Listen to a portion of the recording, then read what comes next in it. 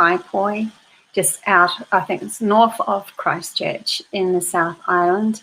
And I am now talking to you from Australia, Queensland, and coming to you after Christmas. What a fun time it was. I had the most awesome Christmas day with my girls. My new dress kits. I think I need to fix this band. Anyway, my daughter bought me an outfit and I bought her an outfit. So we've got the whole pearl thing happening and the little pink dress happening that she bought me. It's all fun. So yeah, I am definitely going to talk to you about some of the messages that I received over Christmas. I've kind of been keeping to myself in my little man cave, woman cave, human cave, over this festive season, because I'm going dancing on New Year's Eve, which is going to be a bit of fun with some friends. And yeah, so I am going to talk to you in a mo when a few more people get online and stuff about the power of us. And this, what the whole theme of the messages was coming through, is just these empowerment messages to help me become even more authentic.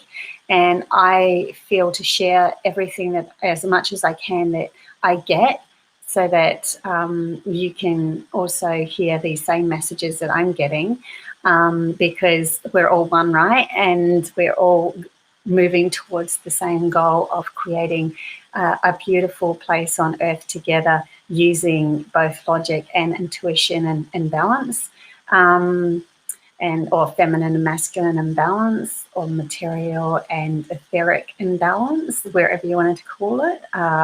East and west. Yeah, so very important messages at the moment coming through to empower myself and as many others as I can reach. So I'll just tell a little bit more about myself. I'm an author-illustrator.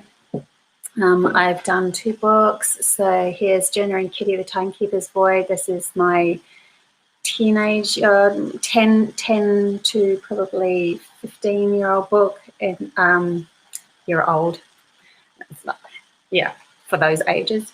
There's images and stuff, there's secret writing in it and stuff like that I channeled through, and it's to do with bringing 2 dimensions together. So we've got the elemental world that's lost their path just as much as we have, and I believe this to be a true story. I've connected with the elementals a lot in my life, and with that, the story kind of just flowed through me. And at the end, it's all to do with integrating both energies together again. So that's that one. I've had a couple of adults read that and thought it was lovely, so that's good. Yeah, and even though I am dyslexic, I still didn't let that stop me from writing. So anyone out there that has this passion to bring a story forward but can't do the logical side as well, like myself, just do it. Just do it. It's it gives you such a good feeling in the end, and it's worth it just for that feeling. So this is my other book. This is an illustrated book called Imagine Holding Hands. I'll tell you a little story about one of the pictures in here. So we had so here's some of the pictures.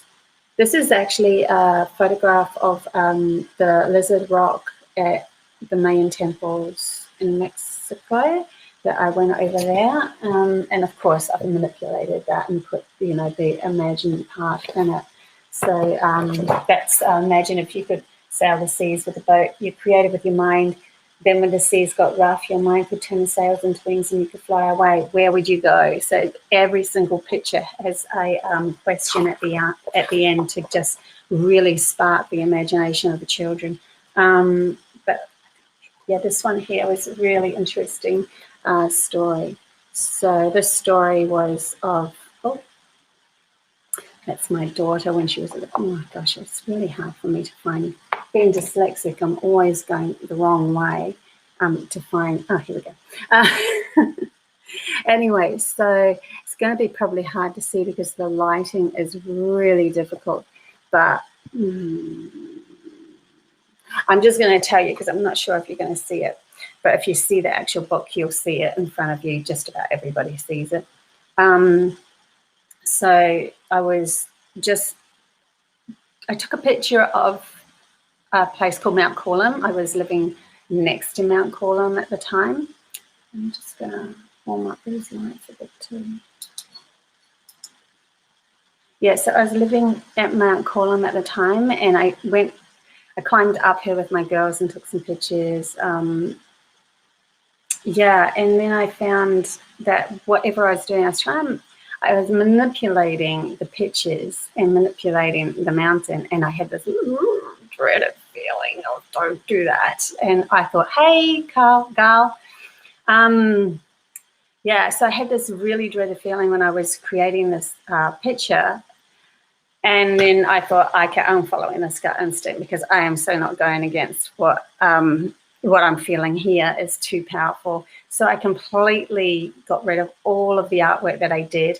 I went back up to Mount Coolum. I asked her permission. Hi, Moon. Hi. And I asked her permission to do a picture for my book, for my Imagine Holding Hands kids book. So I just took these random pictures, went back home, and I put my daughter in front, put the butterfly up here, and I left it at that. Now, it wasn't until after I'd finished that I actually, because I was asking her for a message at the same time. It's very hard to see, but and hard to even show you because it's so backwards. There's a thumb. I'm not going to be able to do that way. So there's a thumb. There's like a handprint going this way. A thumb finger. You can't see it so clearly because the light's reflecting. There's a hand going this way, and if you take that away, there's actually another hand coming down this way, and both of them doesn't really work, but anyway, both of them are holding hands like this. So the actual message came through, and then I just realized, click, click, I actually called my book Imagine Holding Hands, that the mountain actually did through me speak through me and allowed me to put that picture up. So I actually got what I was asking for in the end. Another really awesome picture that I took in Kenilworth for this book. So fairy tree. There's a little spirit ball. I don't know if you can see that because there's silly lights in the way. Spirit ball above the door. That doorway was obviously I plumped the door there, but the doorway was already there. Anyway, it was really fun to create that book. So that's another book that I've done. I'm also going to show you a picture that I have done, a bit of artwork as well. But I will be getting into the channel messages that I have received. Hey, so I'll put my glasses on so I can read. I'll click. I hope I got that right. Nice to meet you too. So what I'll do is I will bring in my artwork first. I'll tell you a little story about this piece of artwork, and then I'm going to go into the channel messages about empowering ourselves and what I got over Christmas. Oh, Sandra, my good friend. Oh, I love you so much. And morning, Karina Glenn. Nice to see everybody turning up this morning. I've been told to just let a bit of time happen and introduce myself. So before I get on to the channel messages, to give some people some time to come in.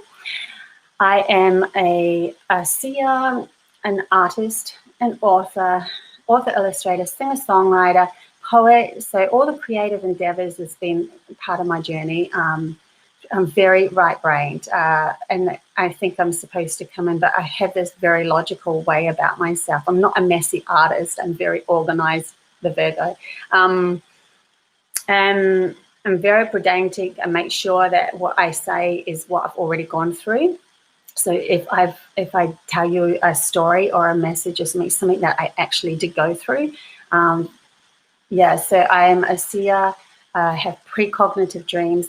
I work with with Gaia and Ascended Masters to bring through these messages to help inspire other people to become their authentic self, so that we can all start creating this new reality together, with balance within ourselves. I'm going to just show you a picture in a moment. Now, the lighting's not really great because it's shining off the glass, so I will do my very best to bring it up when I do. It's a bit big. I actually had a bigger one that I wanted to show you, but I'll leave that for another day.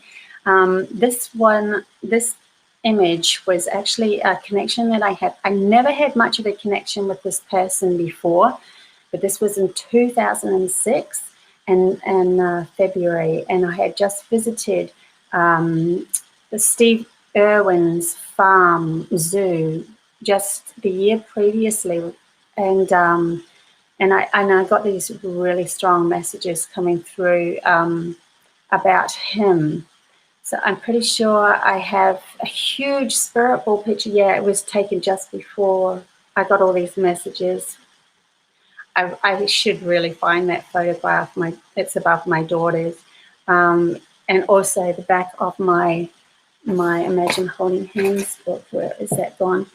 That's taken just before this all happened. So it's kind of like the kangaroo spoke from my daughter and held hands. Anyway, what had happened was in February of 2006. Just got to go back to that whole thing. I woke up and I saw a little girl standing beside my bed, and she was holding an arrow, and she was very kind of angelic, etheric. She was holding a bow, and an arrow, and she fired it at me, and it hit me right in the heart.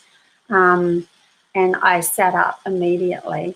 And then I saw next to my bedroom window, or sliding door, a coffin, and the coffin had a dad in it. I knew that. Then I just woke up and I had this feeling like someone had passed. Obviously, I was just, pretty upset. That aside, then I had an incredible dream, and I dreamt that I was an eagle, and I was flying over a vast land of animals, and the animals were all kind of collecting together. They all had symbolic messages and reasons, and it was like flying over another reality, not on Earth anymore. There was, although I have painted a sunset in this picture, there was no sunset. It was just this beautiful light. And then as an eagle, I flew down and I became a human, and my shamanic animal is eagle. And then I walked up a tree house, and in the top of the tree house was this very lonely man. And all I knew is that his name was Steve. And I didn't know anything more about him. I didn't see him as Steve Irwin at the time. I just knew his name was Steve, and I remember all of these animals. He was lonely at this stage when I had the dream, and looking out at the vast animals. Anyway, it wasn't until so I had the visions, and then I painted the picture. And he had died. So when he died, it was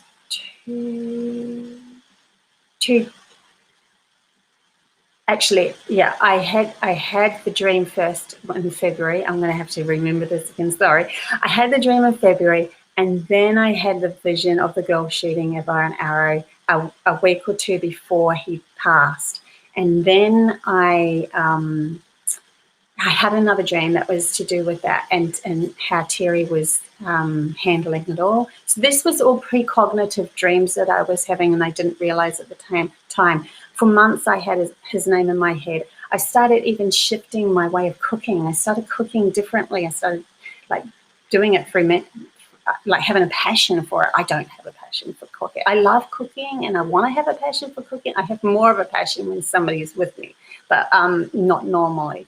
Anyway, so getting off track. I ended up painting this picture of Steve Irwin, and I did have this powerful message after he had passed.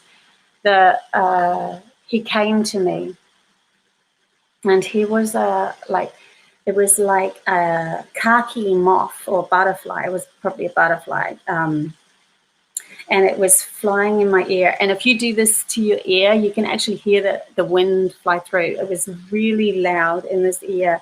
And then I heard the name, right, Steve, your turn next. And I didn't actually see him sit on my bed, but I knew damn well that he was there. And he was a little bit beside himself at the time,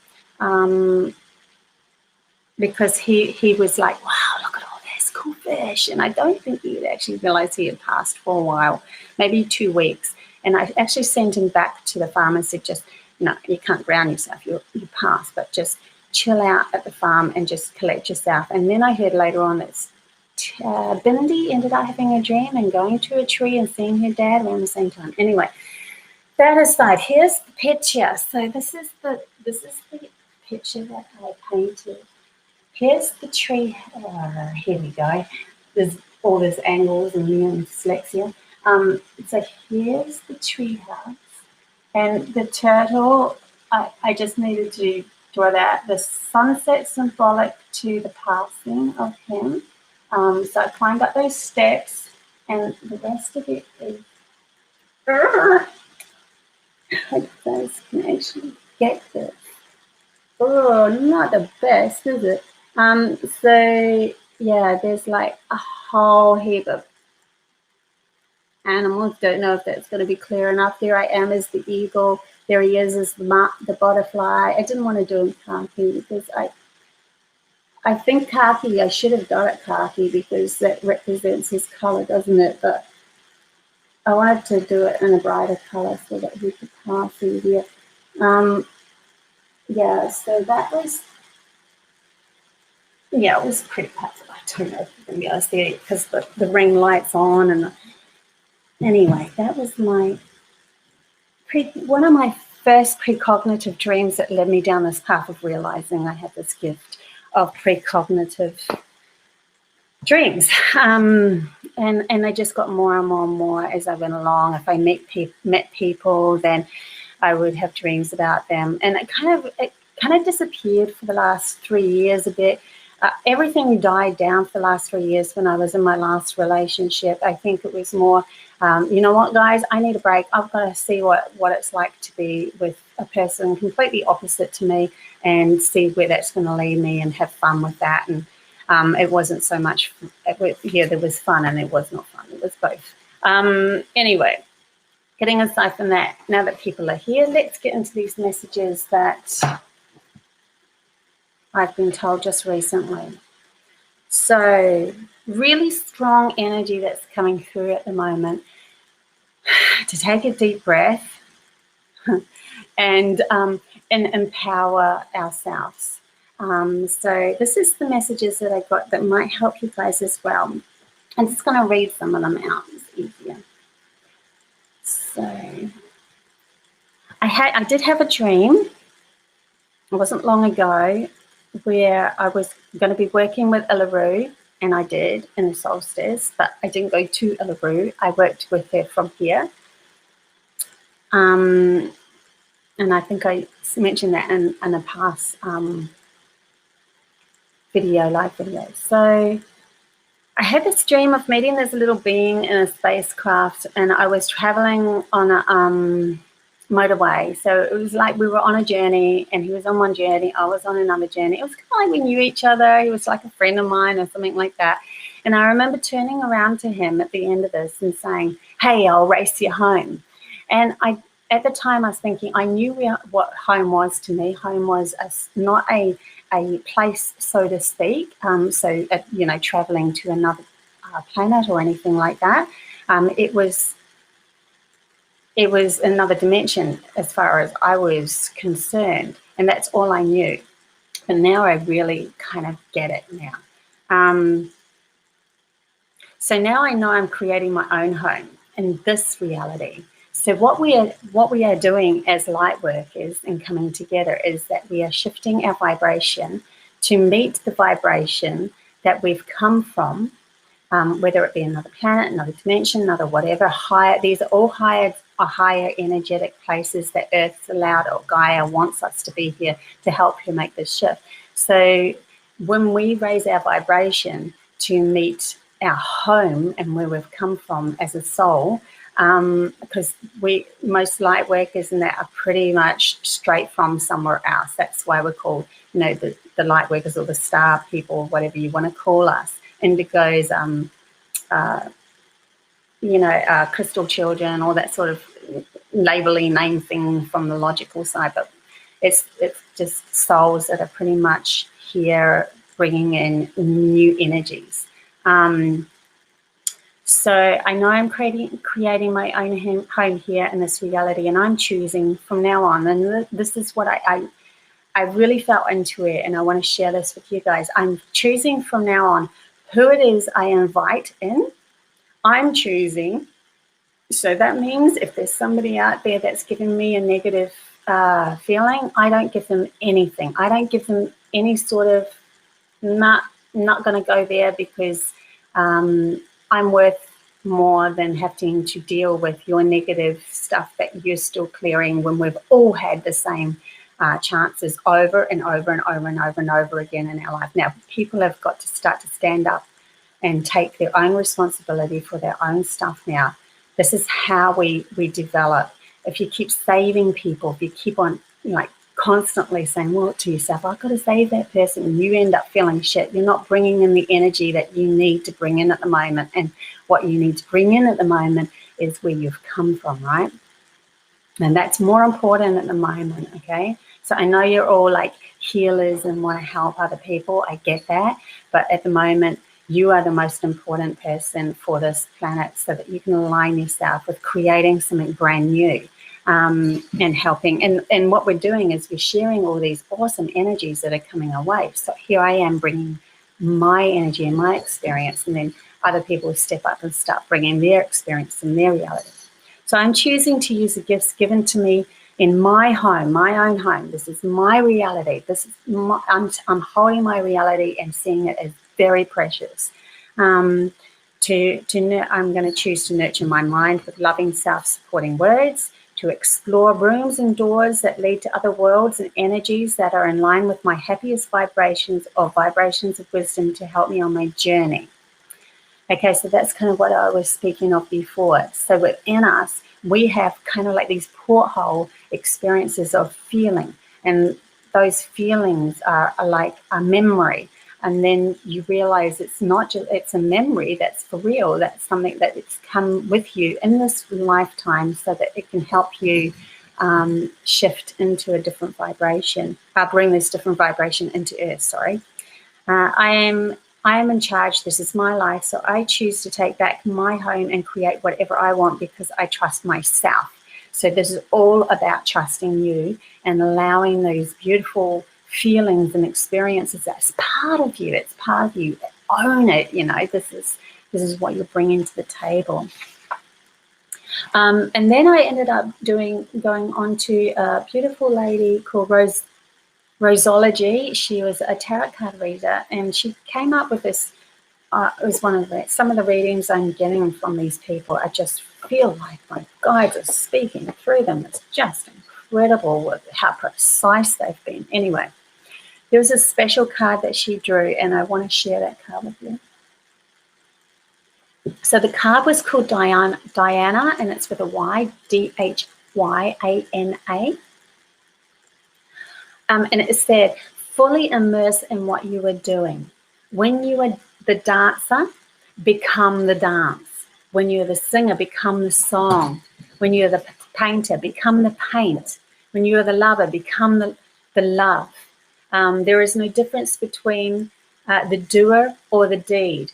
Transition from doing is to embody. So what she's saying there is that we are so present then. When we're so present, we become what we create. And when we become what we create, our reality holds a certain vibration that's so powerful that it can help other people awaken. So this is what creates your home. This is home. This in living in present moment with whatever you're doing. So if you're doing the dishes, become the whole. Become the dishes as you go. Become the bubbles. Become the water. Be so present in the moment with whatever you're doing. It's a really awesome feeling when you've got nothing else going on in your mind and you're just stepping from one moment to another, knowing that you're leading yourself to happiness. It's so powerful. So this is home, immersing ourselves step by step into what we want to do and become. It's to the point where nothing can infiltrate our creation of self anymore. That's the message that I got from it. So we're getting to a point where nothing can infiltrate our message anymore. It's pretty cool. If we don't let them in, that's from the messages before, if we don't let anyone in, then they have no existence in our reality and therefore fall away from our reality. And we're talking about things, that are maybe leaderships and stuff like that. If we don't let them into our reality and we're just creating our own bubble of reality, I know, we've been taught that that's too airy-fairy, but you know what? They did that to us to stop us becoming powerful.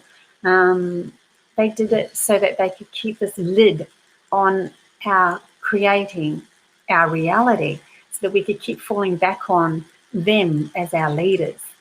But we've got to stop being victim to them being our leaders, because we don't need leadership anymore when we're connected to our own divine, authentic self, because we trust who we are and that we're leading ourselves to this beautiful, happy place. And that is more important than following somebody who's taking you down a path that's going to be, I don't know, crazy control, microchip, all those things that we really don't even need to talk about. I'm also going to, in the future, bring in Sabrina again. I've been a bit of a chicken with that, and she's really wanting to come through as well. So whether I do that now or not, I'll go to this anyway. Secret keys to miracles. My abilities to not only visualize but also feel into what I want in my life is a huge potential to manifesting. The multiverse loves it when you do this, as it acts as a clear message. Now, this was a message given to me by Roseology too, from the tarot card reading. I know it's not an etheric thing, but it kind of is, because it was a higher message self of myself. So I feel like I can say it because that was what the whole reading was about, my higher self coming through and giving me these messages. So my ability to not only visualize, but also to feel into what my life is. That we have feelings that come up when we're manifesting too. When we feel those manifestations, when you feel yourself being in a place of abundance, when you feel yourself being, together with some people that love and appreciate you, that feeling plus the visualization is the universe, or multiverse, I say, just goes, it's like, yep, this person knows what they want. Oh my God, we know what she wants. Oh my God, that's so easy to give. So there is no blockages then, because you're becoming, and it's like I said before, and as I'm talking now, it's like you're becoming the miracles. You're becoming part of it. So this is, that's really cool. So it's not only in what we do, as in painting and dancing and all that, and becoming the dancer, becoming the painting. It's also when we're manifesting, we're becoming the feeling, and we're embracing that feeling as part of our reality. So if you could just sit there, lie there, close your eyes, visualize, imagine if someone put millions of dollars in your bank account right now. Okay, what would that feel like? Come on, you've got to have a feeling what that would feel like. I mean, at first it might feel exciting, and then it'd be like, wow, I don't have to worry about money anymore. What does that feel like? What does not worrying about money feel like? what does that abundance feel like? And that it's not just visualizing and having a visual board, but that feeling, that's the thing that we've got to start bringing through. And the same with, if we go even further, when we're bringing in these unique gifts that we have, and each person has this unique gift of where they've come from, and their home, of what it feels like inside, where they have a wash of bliss coming over them. Feel into it and realize that this bliss, this feeling that you haven't felt from somewhere, but you feel like it's a memory, is actually from another dimension, another planet, another place that you're bringing to Earth. And say to you, you don't hang on to it, but remember the feeling so you can drive yourself to it. So yeah, that's kind of my message is that this morning. I hope you guys are having a fantastic time with your Christmas. My girls and I had absolutely delightful day. I actually created something really cool. I'm just thinking whether I could show you guys, but I have to take my computer over there. I might take it over there. So this is a bit of fun. Let's go for a journey. Let's go for a walk. It's a cast. Yeah, my Kit Kat. Oh, sorry, Alice. Oops. Bit of fun. Sliding door. So here, this is what I created at Christmas. On Christmas Day, I just found a log outside, and it actually lights up. So there's all these little fairy lights all around it. And this little man and his parlour shell boat. So I'll see if I can light it up for you.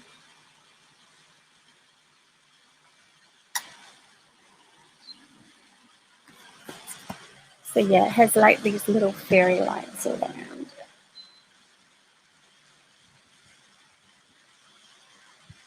You can't really see them in the daytime, but